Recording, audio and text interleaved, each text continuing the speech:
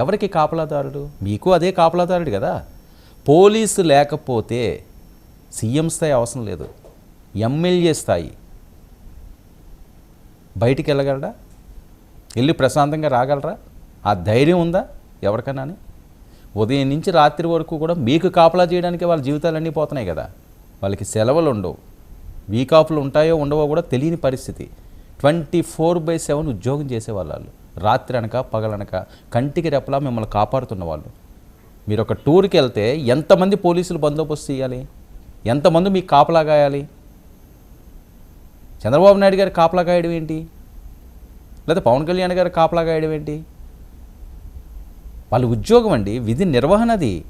వాళ్ళ విధులు వాళ్ళు నిర్వర్తిస్తున్నారు. దాన్ని అంత తక్కువ చేసి చీప్ చేసి మాట్లాడడం, వాళ్ళు లేకుండా బయటికి వెళ్ళగలరా ఎవరన్నాని? ఏ నాయకుడన్నాని?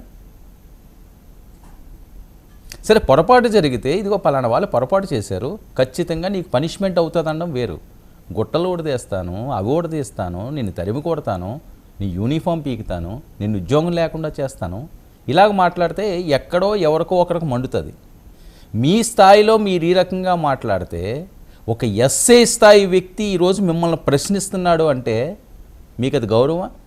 ఒక సీఎం స్థాయి వ్యక్తిని ఎస్ఐ స్థాయి వ్యక్తి మాట్లాడుతున్నాడంటే ఎంత గౌరవం అది? ఒకసారి వినండి, ఆ బయట వినండి. బట్టలు ఉడదీసి కొడతా అంటున్నావు. పోలీసులు ఏమన్నా నువ్వు ఇస్తే వేసుకున్న బట్టలు అనుకున్నావా? కష్టపడి చదివి రన్నింగ్ రేసుల్లో ఎగ్జామ్స్లో పాస్ అయి ఎన్నో వేల మంది పోటీ పరీక్షల్లో నెగ్గి వేసుకున్న యూనిఫామ్ ఇది. నువ్వెవడో వచ్చి ఉడదీస్తా అంటే ఉడదీయడానికి ఇదేమి అరటి తొక్క కాదు.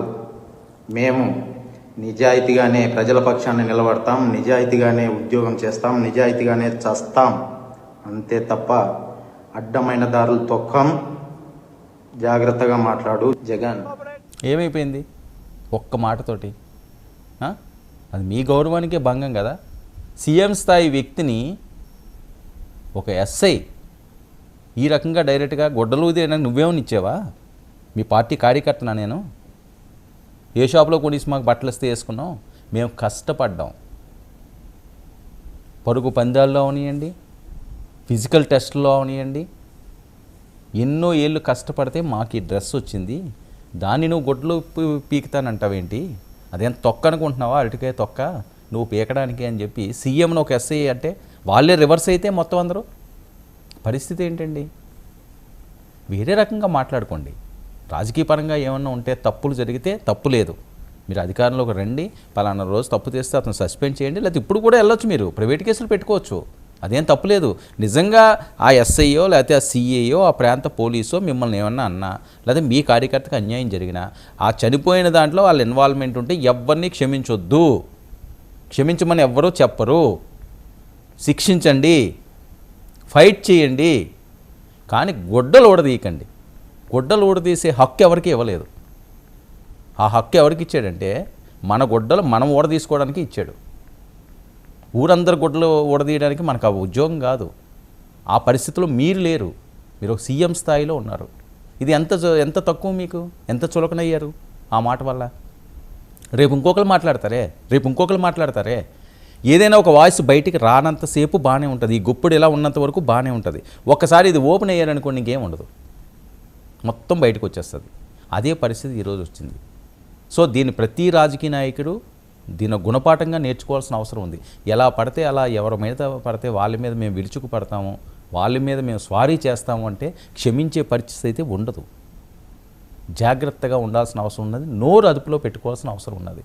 కాకి డ్రెస్సుల్ని దయచేసి చులకన చేయకండి. పోలీసులకు ఒక విలువ ఉన్నది, ఆ విలువను కాపాడండి. కాపాడకపోయినా పర్లేదు, వాళ్ళ పరువు తీసి మీ పరువు తీసుకోవద్దన్నది సోషల్ మీడియా స్థానాలకి పడిపోయిన నేపథ్యం. కానీ ఈ మధ్యకాలంలో జగన్మోహన్ రెడ్డి గారు స్టైల్ మార్చారా అన్నట్టుగా ఉంది. చాలా ఫైర్ అయిపోతున్నారు. మామూలుగా ఫైర్ కాదు, వైల్డ్ ఫైర్. తప్పు జరిగితే నిజంగా వాళ్ళ కార్యకర్తన ఎవరైనా హత్య చేస్తే చాలా తప్పు, అది ప్రజలు చూస్తూ ఉంటారు.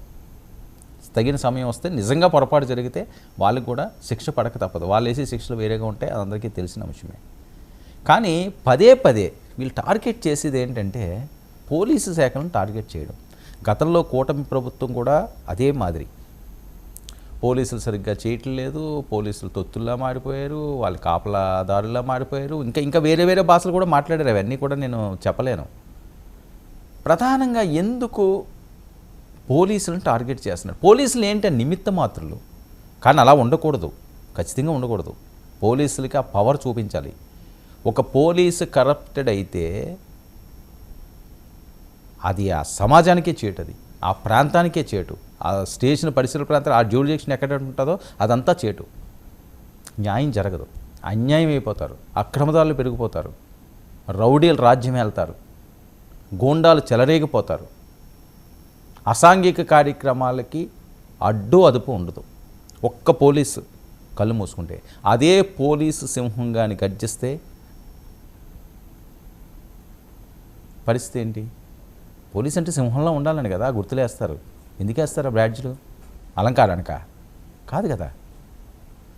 మరి వాళ్ళ వైఖరి ఈ రకంగా ఉందా, వీళ్ళ వైఖరి అలా ఉన్నదా? అవసరమైనంతసేపు వాళ్ళని వాడుకుంటారు, అవసరం తీరిపోయాక తీసి పడేస్తారు, గుడ్డలు ఇప్పుతామంటారు, బట్టలు కూడా తీస్తామంటారు.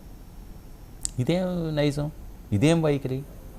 గతంలో వాళ్ళు బట్టలు కూడా తీసి వీళ్ళు బట్టలు కూడా తీసి, అంటే కాకి దుస్తులకి, ఆ పోలీసు బ్యాడ్జ్లకి, ఆ టోపీకి విలువ ఉండట్లేదా?